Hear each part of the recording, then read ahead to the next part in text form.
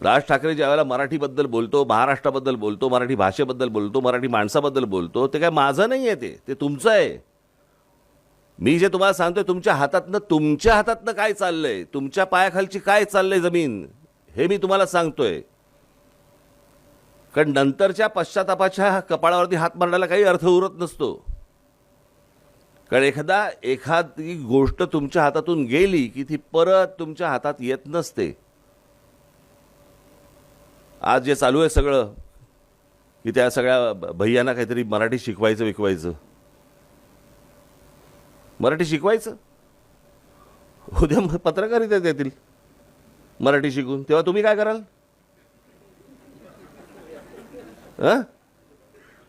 अनेक पत्रकार सांगतात नाही नाही, पण शेवटी कसं आहे, ते आले तथा म्हटल्यानंतर मराठी शिकवलं पाहिजे आणि उत्तम शिकले. आणि उद्या जर समजा इथे बसलेल्यांपैकी समजा तिवारी बिवारी समजा बसलेले आहेत वरुणराज भिडे पुरस्कार घेताना, कसं वाटेल मला जरा सांगा. त्यांची राज्य नाही सुधारली याच्याबद्दल कोण बोलत नाही. त्यांच्या राज्यकर्त्यांना हे कोणी प्रश्न विचारत नाहीत. प्रत्येक वेळेला प्रश्न महाराष्ट्रातच निर्माण होणार. प्रत्येक वेळेला तुम्हाला येऊन महाराष्ट्रातच तुम्हाला धमकी दिली जाणार आणि त्याच्यावरती आमचे राज्यकर्ते हे हात चोळत बसणार. कोणाच्या दबावाखाली? का तुम्ही असे सगळेजण बॅकफूटवरती येऊन का खेळतात मला कळलेलं नाही. दुसऱ्या राज्यांमध्ये हिंमत आहे का असं कोणाची बोलायची? परंतु त्यांच्यावरती त्या प्रकारचा दबावच नाही आहे. आज ही गोष्ट त्यांनी तामिळनाडूमध्ये करून दाखवावी, बंगालमध्ये करून दाखवावी, लांब कशाला गुजरातमध्ये करून दाखवावी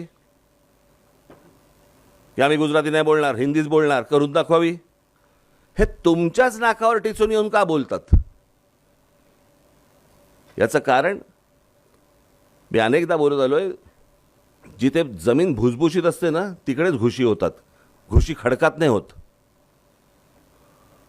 खडकात वाव नसतो त्यांना. जी राज्य त्यांचे लोक हे ज्यावेळेला टणक राहतात, कडक राहतात, त्यावेळेला असली लोक येऊन शिरू शकत नाहीत, अशी लोक येऊन बोलू शकत नाहीत. पण आमच्याच सगळ्या लोकांचं मवाळ धोरण असतं. चार गोष्टी ते राज ठाकरेला सुनावतील आमचे पत्रकार की मारणं हा काय उपाय आहे का? बरं, मग काय लिहिणं उपाय आहे? हे लिहून ऐकणारे आहेत. मी अनेकदा सांगितले, आम्ही पहिले कधीही या सगळ्या गोष्टी करताना पहिले हात जोडूनच जातो. नाही ऐकलं तर हात सोडून जातो. परंतु ह्या प्रकारचं ज्या वेळेला वातावरण तयार होतं राज्यामध्ये, त्यावेळेला तुम्ही इतर राज्यांचे पत्रकार, इतर राज्यांचे सगळ्या राजकीय पक्षांचे नेते, सगळी लोक आणि जनता ही कशी एकवटते त्यांच्या भाषेसाठी आणि त्यांच्या गोष्टींसाठी, हे कधीतरी आपण बघणार आहोत की नाही? आज इथे ताई तुम्ही म्हणालात की मराठी शाळांच्या बद्दल कोणाला आस्था आहे आणि कोणाला काय. आत्ता 1 मे आहे ना, परवा दिवशी 1 मे आहे ना. मी दरवर्षी तिकडे सकाळी जातो. 1 मे हा दिवस कसला दिवस आहे हो? महाराष्ट्र दिन म्हणजे काय? मुंबईसह संयुक्त महाराष्ट्र झाला तो दिवस ना.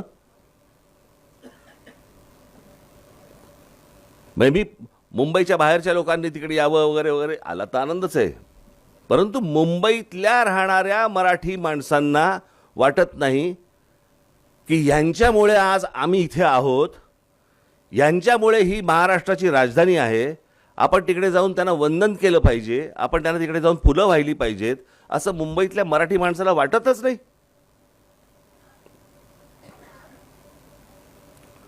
इतक्या लोकांनी ही मुंबई महाराष्ट्राची राहावी म्हणून रक्त सांडलं. ते रक्त सांडल्यानंतरची जाणीव आमच्या मराठी लोकांमध्ये नाही आहे. जर मुंबई महाराष्ट्राला मिळाली हीच जर जाणीव नसेल, तुम्हाला भाषेची जाणीव आणि तुम्हाला मराठी शाळांची कुठची जाणीव घेऊन बसलोय आपण? काही देणं घेणं नाही या लोकांना.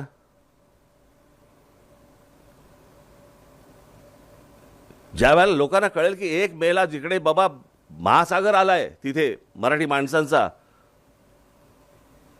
की ज्यांच्यामुळे आम्हाला ही सगळी मुंबई मिळाली आहे, ज्यांच्यामुळे आमचं हे अस्तित्व आहे, त्यांना चार फुलं वाहण्यासाठी म्हणून ज्याला लोक मराठी माणसं ज्याला तिकडे मोठ्या प्रमाणावरती एकवटतील ना, त्यावेळेला मी समजीन की तुमच्या जाणीवा जिवंत आहेत. नाहीतर रोजच्या रोज तुमचे पंख छाटले जाणार, तुमची पिसं काढली जाणार आणि तुमच्या हातामध्ये काही उरणार नाही. उद्या माझे व्याख्यान आहे, त्या व्याख्यानामध्ये मी अनेक गोष्टी तिथे मी मांडणार आहे. आपल्याला जमलं तर आपण जरूर तिकडे यावं.